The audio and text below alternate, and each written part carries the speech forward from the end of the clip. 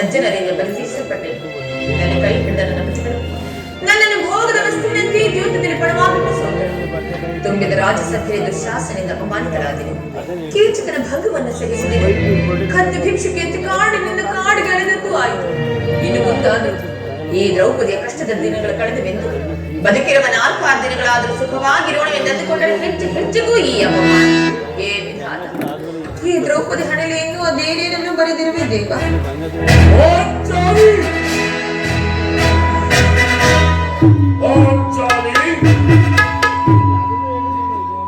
ಏಕೆ ಈ ದಿನ ಈ ರೀತಿ ಬೆಸರದಿಂದಿರುವೇದ?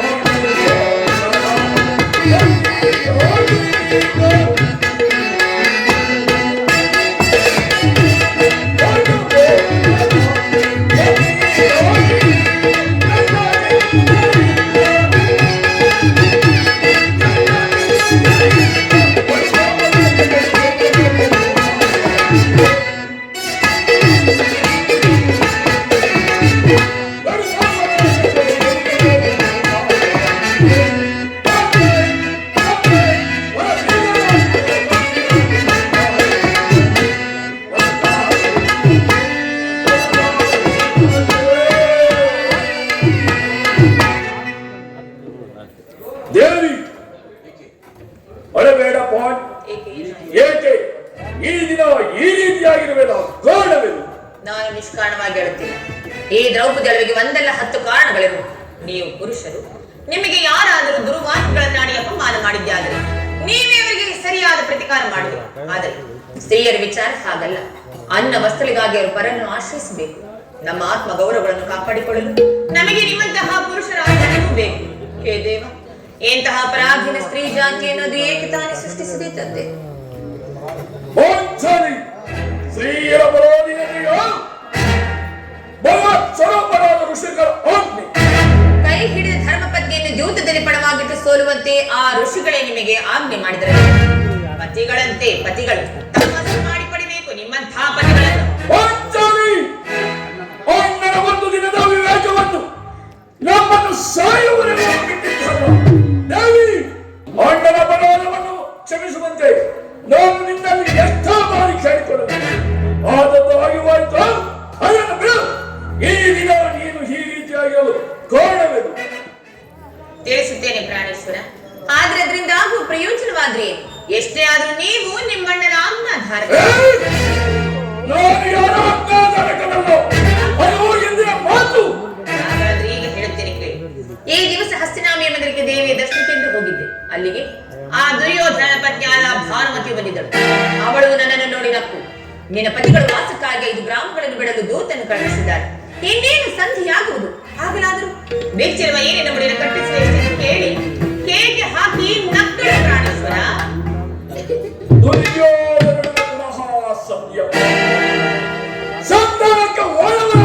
ಮತ್ತಿನ್ಯಾರು?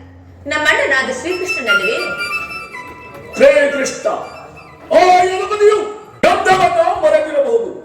ಆದರೆ ಅರ್ಜುನನ ದ್ವಾರಕೆಯಿಂದ ಹಿಂದಿರುಗಿದಾಗಲೇ ನಾನು ಹೀಗಾಗಬಹುದೆಂದು ಭಾವಿಸಿದ್ದೆ. ಅದರಲ್ಲಿ ನೀನು ಆ ಭಾನುಮತಿಗೆ ಏನೆಂದು ಉತ್ತರವನ್ನು ಕೊಟ್ಟು? ಅವಳ ಪ್ರಶ್ನೆಗೆ ಸರಿಯಾದ ಉತ್ತರವನ್ನೇ ಕೊಟ್ಟಿದ್ದೇನೆ. ಏನೆಂಬುದಾಗಿ? ಏನ ಕಟ್ಟಿರೋ ಮುಡಿಯನ್ನು ಬಿಡಿಸುವವರೆಗೂ ನನ್ನ ಬೆಚ್ಚಿರುವ ಈ ಮುಡಿಯನ್ನು ಕಟ್ಟಿಸುವುದಿಲ್ಲವೇ ಏ ಭಾನುಮತಿ ಎಂಬುದಾಗಿ. ಬಾಬು ಗೋಂಚಾಲಿ ಬಾಬು, ನಮ್ಮೊಳಗೆ ಕದನವಾಡುವುದರಲ್ಲಿ ನಿನ್ನ ಚತುರ್ಮೆಯನ್ನು ಮುಗಿಸಿದ್ದೆ ಎಂದು ನಾನು ಭಾವಿಸಿದ್ದೆ. ವಾಂಚಾಲಿ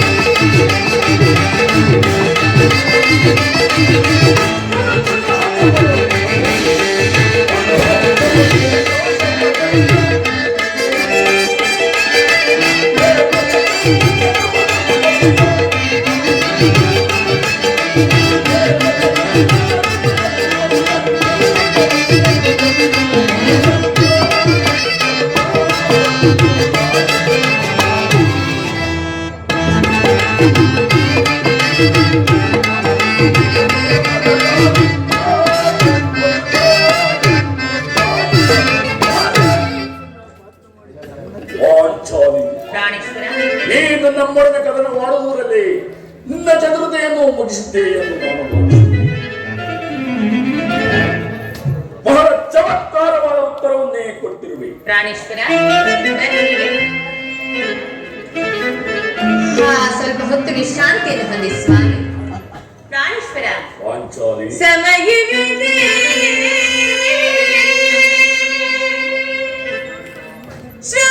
ಶೃಂಗಾರಕ್ಕೆ ಭೀಮ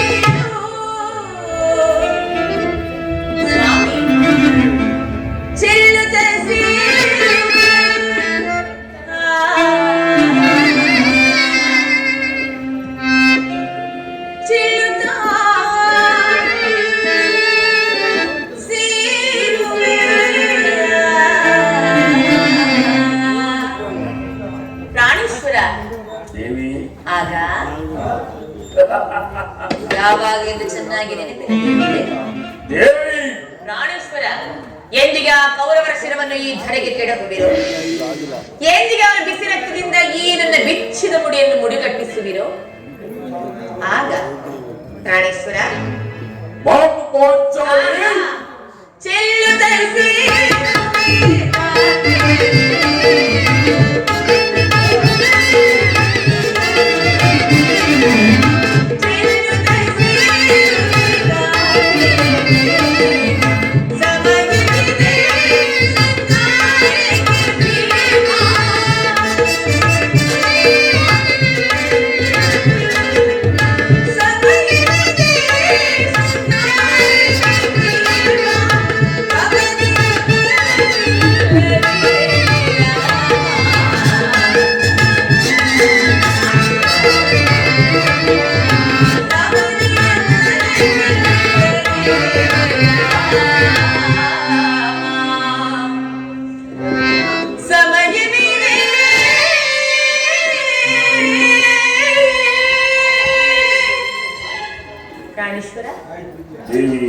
ನಮ್ಮ ಸರಸ ಸಲ್ಲಾಪಕ್ಕಾಗಿ ಇನ್ನೂ ಸಾಕಷ್ಟು ಸಮಯವಿರುವುದಲ್ಲ. ಆದರೂ ನೀವು ಎಲ್ಲವನ್ನು ಮರೆತು ಹೋದಂತೆ ಕಾಣಿಸುತ್ತಿರಿ. ಈ ಹಿಂದೆ ಬಿಚ್ಚಿದ ನನ್ನ ಕೇಶ ರಾಶಿಯನ್ನು ಕಂಡು ಗುರುಕುಲ ಅಂತಕ ಕಾಳರಾತ್ರಿ ಎಂದು ಸಂಬೋಧಿಸಿ ಮತ್ತೆ ಏನನ್ನು ಹೇಳಿದಿರಲ್ಲವೇ ಪ್ರಿಯ?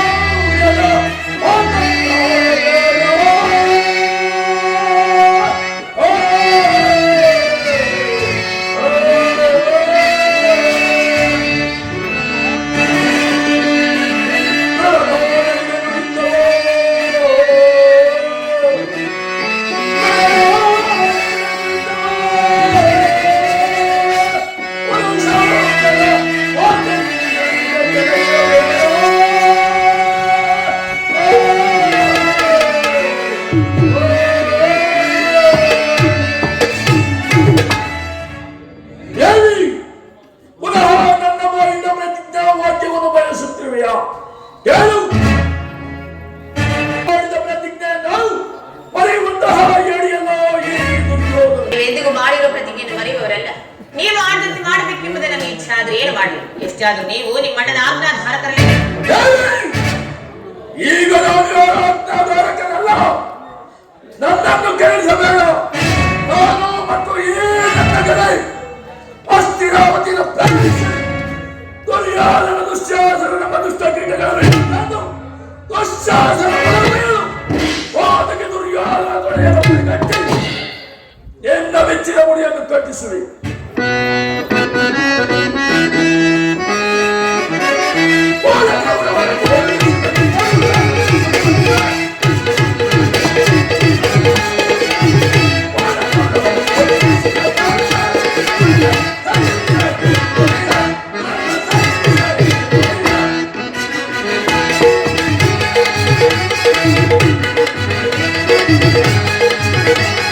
ಅಣ್ಣ, ಭೀಮಸೇನನ್ನು ಸಂಧಿಯ ನಗರವನ್ನು ತಾಳಿ ಕೆರಳಿದ ಕೇಸರಿಯಂತೆ ವಿಜೃಂಭಿಸುತ್ತಿರುವನು. ಅವನನ್ನು ಸಮಾಧಾನಪಡಿಸಲು ನಿನ್ನ ಹೊರತು ಬೇರೆ ಯಾರಿಂದಲೂ ಸಾಧ್ಯವಿಲ್ಲಣ್ಣ.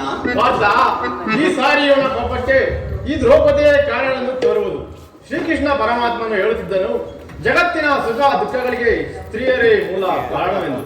ಅರ್ಜುನ, ಆ ಕೌರವನ ಯುದ್ಧಕ್ಕಿಂತ ಈ ನನ್ನ ಸಹೋದರನ ಪಾಪವನ್ನು ಶಮನ ಮಾಡುವುದು ನನಗೆ ದುಸಾಧ್ಯವಾಗಿದೆ. ಪಾಂಚಾಲಿ, ಅಣ್ಣನೇಕೆ ಸಿಟ್ಟಾಗಿರುವನು? ನಿಮ್ಮ ಪ್ರಶ್ನೆಗೆ ಏನನ್ನು ಬಿರುಗುವುದು ಸರಿಯಾದ ಉತ್ತರವನ್ನು ಕೊಡಬಹುದಲ್ಲವೇ? ಸಮಯಕ್ಕೆ ಸರಿಯಾಗಿ ಬಂದಿರಿ. ನನ್ನಲ್ಲಿ ನನಗೆ ಯಾರಲ್ಲಿಯೂ ಕೋಪವಿಲ್ಲ. ಅರ್ಜುನನ ಸಮ್ಮುಖದಲ್ಲಿ ನಿನಗೊಂದು ವಿಚಾರವನ್ನು ತಿಳಿಸಬೇಕೆಂದು ಯುದ್ಧಕ್ಕಾಗಿ ಅರ್ಜುನನ ಸಹಾಯವನ್ನಾಗಲಿ ನಿನ್ನ ಅನುಮತಿಯನ್ನಾಗಲಿ ನಾನು ಕೇಳುವುದಿಲ್ಲ. ಈಗ ನಾನು ಮತ್ತು ನನ್ನ ಗಡೆ ಹಸ್ತಿನಾಪುರವನ್ನು ಸೇರಿ ಆ ದುರ್ಯೋಧನ 98 ಮಂದಿ ಸಹೋದರರನ್ನು ಸಂಪೂರ್ಣವಾಗಿ ನಾಶ ಮಾಡಿದ್ದರು. ಭೀಮಸೇನ,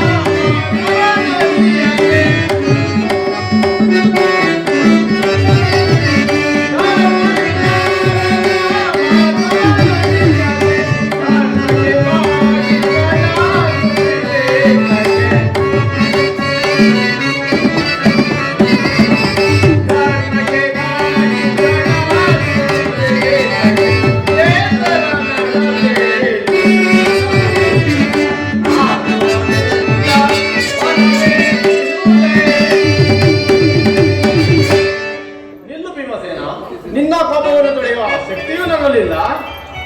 ಅಣ್ಣ, ಕೋಪ ಮಾಡಬೇಡ. ಅಗ್ರಜನು ನಮಗಿಂತ ಹಿರಿಯನು. ಆತನ ಮಾತಿಗೆ ವಿರುದ್ಧವಾಗಿ ಮಾತನಾಡುವುದು ಧರ್ಮವಲ್ಲ. ಮಾತು ನಿಮ್ಮನದ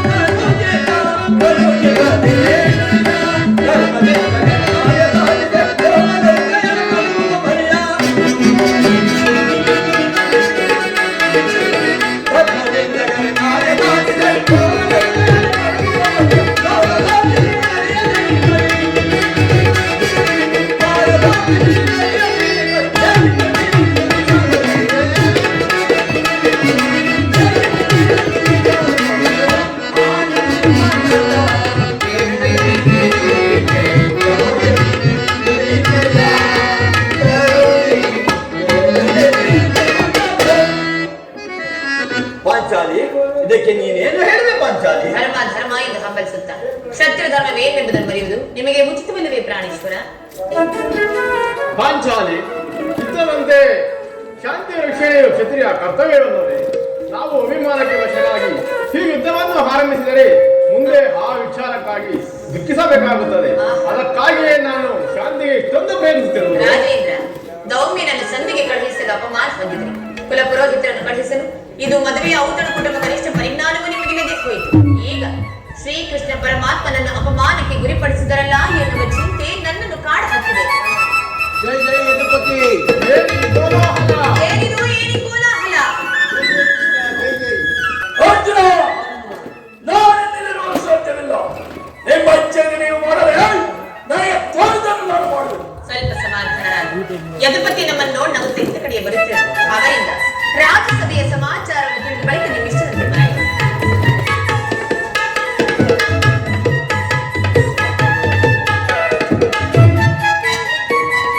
ಪರಮಾತ್ಮ, ಈ ಪಾಂಡುಪುತ್ರ ಪ್ರಣವಗಳನ್ನು ಸ್ವೀಕರಿಸು. ಪರಮಾತ್ಮ, ಹೋದ ಕಾರ್ಯವೇನಾಯಿತು? ಓದವನಾರು ಅಂದರೆ ಎಲ್ಲವೂ ಸಮರ್ಪಕವಾಗಿಯೇ ನಡೆಯಿತು. ಸಂಧಿಯ ವಿಚಾರವು ನಡೆಯುತ್ತಷ್ಟೇ ಪರಮಾತ್ಮ. ನಡೆಯಿತು ಧರ್ಮನಂದನ. ಪಾಂಚಾಲಿ, ನಾನೆಲ್ಲಿರುವುದು ಸಾಧ್ಯವಿಲ್ಲ. ಅವರ ಇಚ್ಛೆಯಂತೆ ಮಾಡಲೇ ನನಗೆ ತೋರಿದನ್ನು ನಾನು ಮಾಡುವುದು. ಪ್ರಾಣೇಶ್ವರ, ಸ್ವಲ್ಪ ಸಮಾಧಾನರಾಗಿ ಮೊದಲು ಅಣ್ಣನ ಮಾತು ಮುಗಿಯಲಿ ಸ್ವಾಮಿ. ನಿಮ್ಮಣ್ಣನ ಮಾತು ಮುಗಿಯುವುದರಲ್ಲಿ ನನ್ನ ತಾಳ್ಮೆಯ ಮುಗಿದು. ಪರಮಾತ್ಮ, ಮುಂದೇನಾಯಿತು? ಎಲ್ಲವೂ ತಕ್ಕ ರೀತಿಯಲ್ಲೇ ನಾನು ನಿರೀಕ್ಷಿಸಿದಂತೆ ನಡೆಯಿತು ಧರ್ಮನಂದನ.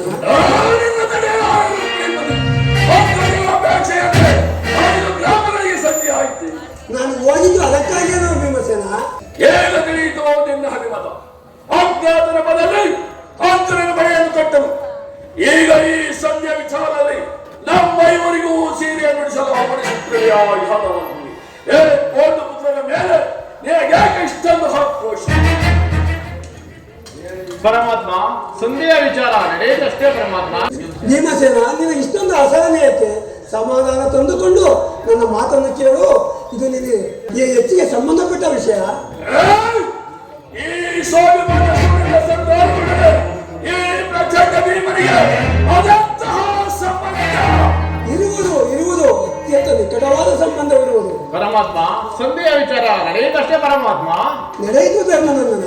ರಾಜ್ಯಸಭೆಯಲ್ಲಿ ನಿಮ್ಮ ಸಂದೇಶವನ್ನು ತಿಳಿಸಿದೆವು. ಅವರೆಲ್ಲರೂ ಒಪ್ಪಿದರು. ಯಾರು ಒಪ್ಪಿದರು ಪರಮಾತ್ಮ?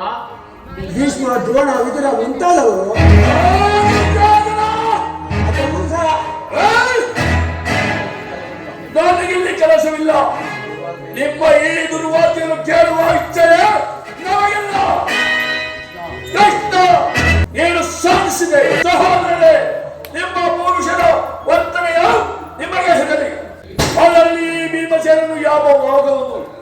ಅಪೇಕ್ಷಿಸುವುದಿಲ್ಲ. ಯಜ್ಞಸೇನಿ ಏನು ನಿರಾಶನಾಗಬೇಡ. ಈ ಭೀಮಸೇನನ್ನು ಬದುಕಿದರೆ ನಿನ್ನ ಸೇನನ್ನು ತೀರಿಸುವೆ. ಭೀಮಸೇನ, ನಿನಗೆ ಇಷ್ಟೊಂದು ಕೋಪವೇಕೆ? ಇಷ್ಟೊಂದು ಕೋಪ ಇಲ್ಲದಿದ್ದರೆ ಆ ರಕ್ಕಸನ್ನು ಆಳುವುದಾದರೂ ಹೇಗೆ? ಸಮಾಧಾನ ತಂದುಕೊಂಡು ನನ್ನ ಮಾತನ್ನು ಕೇಳು. ದಷ್ಟ ನೀನು ನನ್ನನ್ನು ಕಾಡಬೇಡ. ಈ ಸಂಧ್ಯಾ ವಿಚಾರ ಭೀಮಸೇನ, ನಿನಗೊಪ್ಪುವ ಒಂದು ವಿಚಾರವಿರುವುದು. ದುರ್ಯೋಧನನು ನಿನಗೊಂದು ಸಂದೇಶವನ್ನು ಕಳಿಸಿರುವನು. ಏನು ದುರ್ಯೋಧನ ಸಂದೇಶ? ಅದರ ಉದ್ದೇಶ ಸಂಧಿಯಲ್ಲ.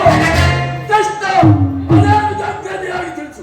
ಸಮಾಧಾನ ತಂದುಕೊಂಡು ನನ್ನ ಪಾರ್ಶ್ವದಲ್ಲಿ ಕುಳಿತು ಆಗ ನಿನಗೊಂದು ಸಂದೇಶವನ್ನು ಹೇಳುವೆನು. ಎಲ್ಲ ಎಂದಿದ್ದಂತೆ ಹೇಳಿಬಿಡು. ಕುಳಿತುಕೊಳ್ಳದ ಹೊರತು ನಾನು ಏನನ್ನೂ ಹೇಳುವುದಿಲ್ಲವಯ್ಯ. ದಷ್ಟ ಈ ಪರಿಹಾಸ್ಯ ಬೇಕೆ? ಪರಿಹಾಸ್ಯವಲ್ಲ ಭೀಮಸೇನ, ನಿನ್ನನ್ನು ಕಂಡರೆ ನನಗೆ ತುಂಬಾ ಭಯವಾಗುವುದು. ನಿನ್ನ ಗದೆಯನ್ನು ದೂರವಾಗಿಟ್ಟು ನನ್ನ ಪಾರ್ಶ್ವದಲ್ಲಿ ಕೈ ಕಟ್ಟಿಕೊಂಡು ಕುಳಿತುಕೋ. ಆಗ ನಿನಗೆ ಒಬ್ಬ ವಿಷಯವೊಂದು ವಿಚಾರವನ್ನು ಹೇಳುವುದು. ಅದು ಹಾಗಲಿ. ಇನ್ನು ಅಪೇಕ್ಷೆ ಅಂತ ಕುಳಿತುಕೊಂಡಿಲ್ಲ. ಹೇಗಾದರೂ ಹೇಳು. ಅರ್ಜುನ, ಅರ್ಜುನ, ತೆಗೆದುಕೋ ಈ ಗದೆಯನ್ನು. ಆಗಬಹುದು ಪರಮಾತ್ಮ. ಯಾಜ್ಞಸೇನಿ, ಸಮೀಪಕ್ಕೆ ಬಾ. ನಾನು ಹೇಳಿದಂತೆ ಮಾಡಬೇಕು. ಕಂಡೆಯ ತೆಗೆದುಕೋ ಈ ಹಗ್ಗವನ್ನು. ಇದರಿಂದ ನಿನ್ನ ಪತಿಯ ಕೈಗಳನ್ನು ಭದ್ರವಾಗಿ ಬಂಧಿಸು. ಪರಿಹಾಸ್ಯವಲ್ಲ ಸಹೋದರಿ, ಶತ್ರುಗಳ ಎಡಮುರಿಗಳನ್ನು ಬಿಡಿಸುವುದರಲ್ಲಿ ನೀನು ಮಹಾಪಾಂಡಿತ್ಯತೆ. ಹಾಗೆಯೇ ನಿನ್ನ ಪತಿಯ ಕೈಗಳನ್ನು ಬಂಧಿಸಲು ಬರುವುದಲ್ಲ ನೋಡೋಣ. ಭೀಮಸೇನ, ಸಂದೇಶವನ್ನು ಕೇಳುವ ಇಚ್ಛೆ ಇದ್ದರೆ ವಾಂಚಾಲಿ ಕೃಷ್ಣನಿಗೆ ಹೇಳಿದಂತೆ ನನ್ನ ಕರಗಳನ್ನು ಭದ್ರವಾಗಿ ಬಂಧಿಸು.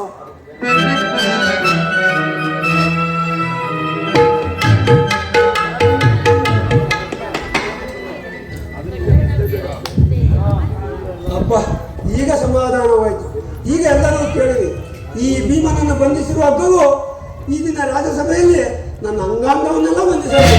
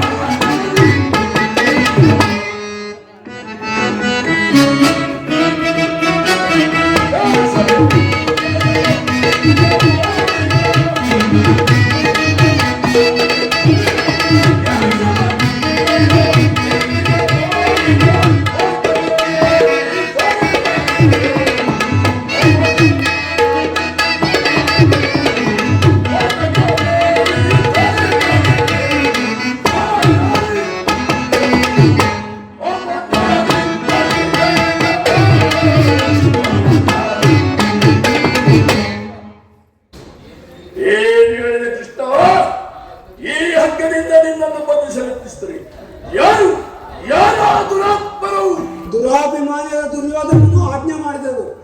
ದುರಾಚಾರ್ಯದ ಆತನ ಸಹೋದರನು ಈ ಕಾರ್ಯವನ್ನು ಮಾಡಿದನು. ಈ ಕಾರ್ಯ ಮತ್ತಾರಿಗೆ ಸಾಧ್ಯ? ಇಷ್ಟಲ್ಲದೆ ಆ ದುರ್ಯೋಧನು ನಿನಗೊಂದು ಸಂದೇಶವನ್ನು ಕಳಿಸಿದನು. 5 ಗ್ರಾಮ ಅಲ್ಲ, ಒಂದು ಊರಲ್ಲ, ಒಂದು ಊರಿನಲ್ಲಿ ಒಂದು ಗೋಪಾದ, ಒಂದು ಗೋಪಾದದಲ್ಲಿ ಒಂದು ಮುಳ್ಳು ಮುರಿಯುವಷ್ಟು ಜಲವನ್ನು ಕೊಡುವುದಿಲ್ಲ ಅವನು. ಆಗೊಂದು ವೇಳೆ ಪಾಂಡವರು ರಾಜ್ಯವನ್ನು ಅಪೇಕ್ಷಿಸುವುದಾದರೆ ರಣರಂಗದಲ್ಲಿ, ಶಸ್ತ್ರಾಸ್ತ್ರಗಳ ಸಮೂಹದಲ್ಲಿ, ವೀರರಥಿಗಳ ದೇಶದಲ್ಲಿ ಎಂದು ಹೇಳಿದರು. ಅಗ್ರಜ, ನನ್ನ ಕೈಗಳನ್ನು ಮೆಚ್ಚು. ಧನಂಜಯ, ವಾಸುದೇವ, ಪಾಂಚಾಲಿ, ಬಿಡಿಸುವ ನನ್ನ ಕೈಗಳನ್ನು. ಯಾರು ಬಿಡಿಸುವುದಿಲ್ಲವೇ? ಯಾರು ಮೆಚ್ಚಿಕೊಂಡು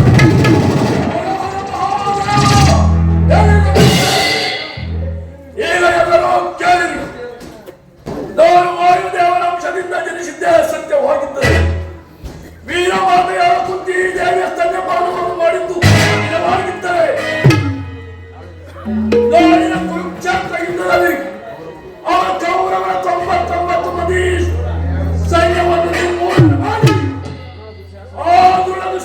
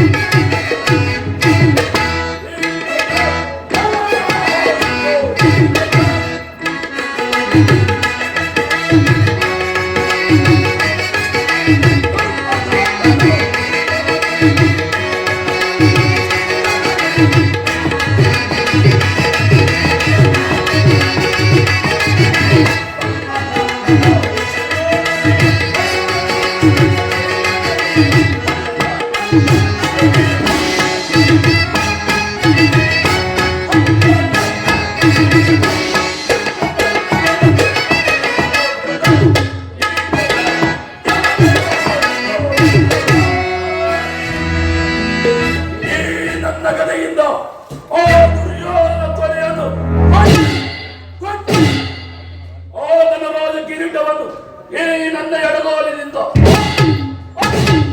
ಹಾಗೊಂದು ವೇಳೆ ಆ ಕಾರ್ಯವು ನನ್ನಿಂದ ಸಾಧ್ಯವಾಗದಿದ್ದರೆ ನನಗೆ ಭಯಂಕರವಾದ ನರಕ ಪ್ರಾಪ್ತವಾಗುವುದು. ಇದಕ್ಕೆ ನಿನ್ನ ಪಾಲವೇ ನಮ್ಮ ಉಳಿದಿರುವ ಒಂದೇ ದಾರಿ, ಅದು ಯುದ್ಧ. ಪರಮಾತ್ಮ, ನೀನೇ ತಿಳಿದಿರುವೆ, ನಾನು ಈ ಯುದ್ಧವನ್ನು ಬಯಸಿದವಲ್ಲವೆಂದು, ಸಂಧಿಗಾಗಿ ಸರ್ವ ಪ್ರಯತ್ನವನ್ನು ಮಾಡಿದವರೆಂದು. ಧರ್ಮನಂದನ, ಪರಮಾತ್ಮ, ನಾನಿರುವಾಗ ನಿನಗೆ ಭಯವೇಕೆ? ನಡೆ ಹೋಗೋಣ. ಪರಮಾತ್ಮ.